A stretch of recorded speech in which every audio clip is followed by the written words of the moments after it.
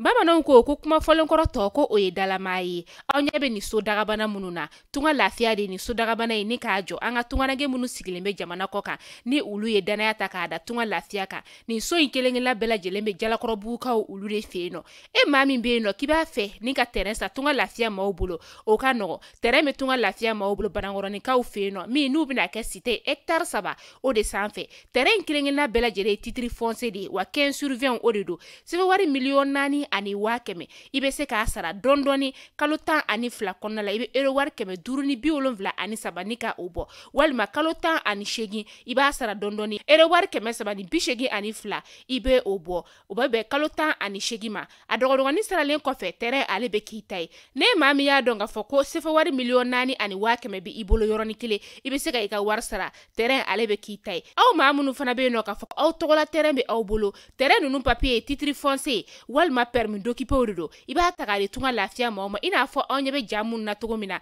u b'a jɔ ni ka a di ma ka sɔrɔ i ma tɔɔrɔ o tuma la tunganage minnu sigilen bɛ jamana kɔ kan tunga lafiya nana aw lafiyali o de kama walasa sojɔko la aw kana degun sɔrɔ cogoya min na ne mɔgɔ min bɛ fɛ ka kunnafoni wɛrɛ sɔrɔ sa o tuma la an wele an ka numéro whatsapp kan 00336 41 94 03 80 walima 00223 72 18 42 47 tunga lafiya maliyɛnden minnu sigilen bɛ jamana kɔ kan u bɛɛ lajɛlen kelen-kelenna bɛ se ka u ni kanso sɔrɔ ba maliba ale kɔnɔna la cogoya min na.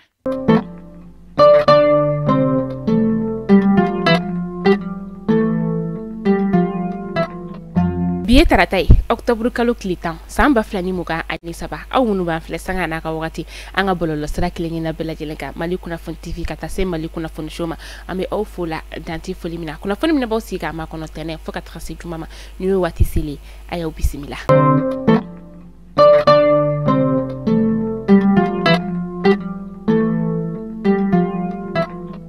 Kunnafoni daminɛla bi an ka camancɛ fanga jamana ɲɛma n'o ye colonel Asimi Goita ye ale ye Mauritaniens ka ministre min bɛ yen nɔ ni a ɲɛsinnen b'u ka jamana ni jamana wɛrɛ koɲɛbɔ olu ɲɛnabɔlen ma ni o ye Mohamed Salem Ould maire Zungu ye a ye a bisimila kulubakaw olu fɛ yen nɔ Mohamed Ould Cheikh a nakun kɛra fɛn min ye o de ye Mauritanie jamana ɲɛma a kɔni ye a ci anw ka camancɛ fanga jamana ɲɛma o ma n'o ye colonel Asimi Goita ye a ye cikan min don a da a nana ni kana o lase an ka camancɛ fanga jamana ɲɛma ale yɔrɔ la ka sababuya kɛ Mali ni Mauritanie kɔni ye jamana min n'u kelen don ka bolo di ɲɔgɔn ma ni ka o kɛ ɲɔgɔn fɛ walasa ka se k'o bolo di ɲɔgɔn ma ni ka o sinsin u ka ministre kɔnɔna na bɔ ɲɔgɔn ye na anw ka jamana o kɔnɔna la yan nɔ.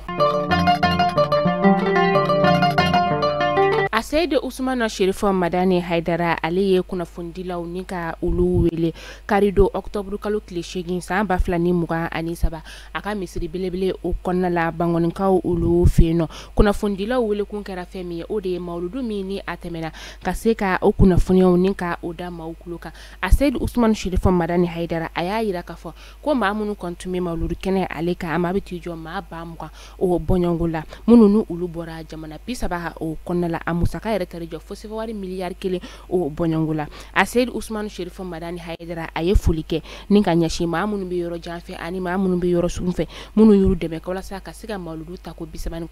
ɲɛnamayali ni ka o kɛ n'o ye tali kɛ an kuntigi Mohamad kisi ni nɛɛma b'a ye ale ka bangeliw ka taga se a denkundiw olu ma Asayid Ousmane Cherif Madani Haidara a ye foli kɛ ni ka ɲɛsin jamana marabagaw olu yɔrɔ la ka sababuya kɛ ko jamana marabagaw ye u dɛmɛ kosɛbɛ mawuludu ale ɲɛnamayali la 26 mars n'o ye an ka dolanci kɛnɛba ye n'ale bɛ yirimajɔkaw fɛ yen nɔ o kɔni bilala u ka bolo kan ka taga se lakana tigilamɔgɔw fana ma walasa ka se ka hiji nɔgɔ hijiden ninnu olu bolo cogoya min na ni foli belebeleba kɔni taara ni ka ɲɛsin mɔgɔw ma ka dɔw dɔn kɛ ala ka san wɛrɛ ta yira an bɛɛ lajɛlen na.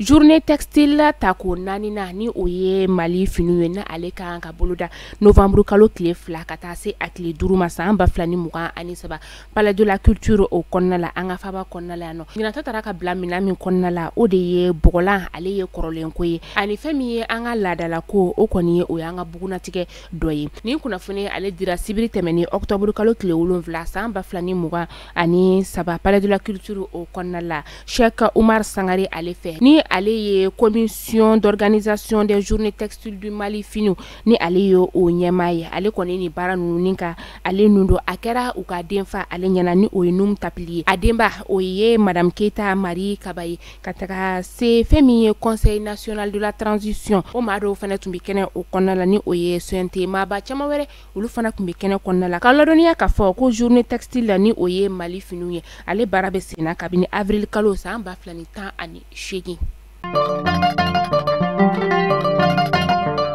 An bɛ taa direkaw olu fɛ yen nɔ bogotigini dɔ k'ale kɔni to sunɔgɔ la sa ale bɔra ka bin ka bɔ kulun o kɔnɔna la ni ka bin baji la a kɛra octobre kalo tile 8 san 2023 sɔgɔmada nɛgɛ kaɲa 2 o wagati la ni bogotigini yɛrɛ kɔni tun bɛ ka bɔ Mopti de ni ka i kunda dire ale ka seere olu y'a yira k'a fɔ ko nin wagati in na a su kɔni bɛ ka ɲini su yɛrɛ ma ye fɔlɔ an bɛ dugawu kɛ Ala ka baara dalen nɔgɔya a ye.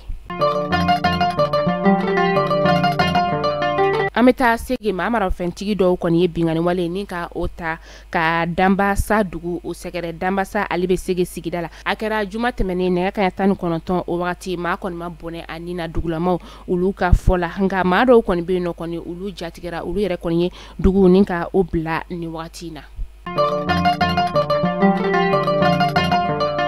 Kunnafoni teliman dɔ ni ale kɔni n'a y'ale sɔrɔ 24 ale ka bɔlɔlɔsira o fɛ a yɛrɛla k'a fɔ ko sɔgɔmada joona in na Kidal dugu o kɔnɔna la butigitigiw ka taga se jagokɛlaw olu ma kalansow kɔni bɛɛ lajɛlen datugura maaw kɔni olu sɛbɛkɔrɔ jɔrɔlen don ko fɛn min ye an ka finitigilakaw daga yɔrɔ min ni ale bɛ Kidalikaw fɛ yen nɔ ko o yɔrɔ kɔni ale bɛ na la munumunu 24 fana ye nin kunnafoni ni ka ale sɔrɔ Sodi Haka ale fɛ.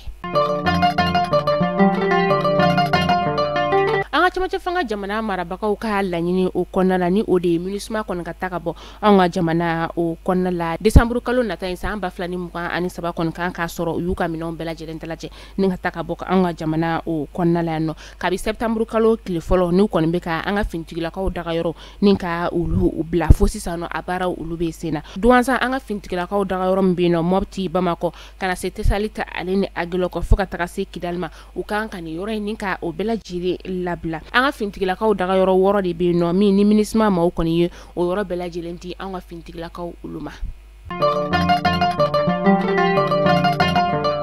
An bɛ taa Kidal n'an taara Kidal la an bɛ taa Anefisa kabi sibiri tɛmɛnen san 2023 an ka finitigilakaw kɔni kelen don ka Anefis kɔni ni ka o kɛ u ta ye u bɛ k'a ye yɔrɔ bɛɛ lajɛlen kɔni la kɔlɔsi o de kɔnɔna la sa an ka finitigilakaw kɔni ye dugulamaw ni ka olu hakili sigi k'a yira k'a fɔ maa minnu kɔni tun bɛ yen nɔ ni olu kɔni siranya fɛ olu tun ye dugu bila olu bɛɛ lajɛlen seginna ka na u nɔ la k'a sababu kɛ basigi o nana dugu kɔnɔna o la u kelen don ka maaw hakili sigi ko olu kɔni bɛ yen nɔ de walasa ka se ka maaw n'u bololaminɛw ni ka se ka olu kisi togoya min na bagabagali foyi kɔni tɛ Anefis dugu o kɔnɔna la an bɛ wagati min na i n'a fɔ sisan nɔ an bɛ dugawu kɛ halisa Ala ka se di an ka finitigilakaw olu ma. An bɛ taa kɔkan kibaru la an bɛ taa Niger jamana o kɔnɔna la Faransi jamana ɲɛmaa ni o ye Emmanuel Macron ye ale kɔni ye yamaruya di k'a fɔ ko a ka kɛlɛkɛcɛ minnu ni o bɛ Niger jamana o kɔnɔna la u k'u ka minɛnw cɛ ni ka segin u nɔ la o baaraw yɛrɛ kɔni bɛɛ lajɛlen daminɛna bi tarata donya ye o la Faransi kɛlɛkɛcɛw kɔni bɛ ka u ka minɛnw cɛ ni ka bɔ Niger jamana o kɔnɔna la fɛn min ye finitigilaka minnu bɛ yen nɔ n'olu ye dansigi Mohamed Bazoum ale ka fanga la olu ka yamaruya kɔnɔna la o finitigilakaw kɔni bɛ na ni maa ninnu ni ka olu bilasira ka sɔrɔ a ma kɛ tɔɔrɔ ani degun ye dugulamaw olu ma. Mali kunnafoni jabarani na jabaw aw kulo garzɛgɛ kɛra ni kunnafoni damadama de bi ni k'a da aw kelen-kelenla bɛɛ lajɛlen kulo kan tunga lafiya di anw ka kunnafoni ale jukɔrɔma dondoba ye ni wagati in na e maa min bɛ yen nɔ ko terrain de bɛ i bolo i bɛ fɛ k'a jɔ a musaka bɛɛ t'i bolo yɔrɔnin kelen o tuma la tunga lafiya ma olu u wele tunga lafiya b'i ka so jɔ k'a d'i ma ka sɔrɔ i ma tɔɔrɔ ni terrain bɛ i bolo i bɛ fɛ k'a jɔ i bɛ se k'i sen don tunga lafiya ka so jɔ tɔn na ni o ye Paris ye san 2024 tɔgɔ sɛbɛnw olu daminɛna ka ban Villa Simple ale ye $26,000 ye a tɔn wari ye 580 €. Étage duplex ale ye $42,000 a tɔn wari ye 780 €. Ni bɛ fɛ i sen ka don nin tɔgɔ sɛbɛn in na sa an ka nɛgɛjuru sira banba 72 18 42 47 tunga lafiya ka laɲini tɛ fosi ye maliyɛnden minnu sigilen bɛ tunga fɛ u bɛɛ lajɛlen ka se ka so kelen-kelen sɔrɔ ba Maliba o kɔnɔna la o tuma la an bɛ dugawu de kɛ halisa Ala ka tunga lafiya ma olu mɛn an kɔrɔ aw k'an bɛn don n'a nataw la kunnafoni kuraw olu kɛnɛ kan.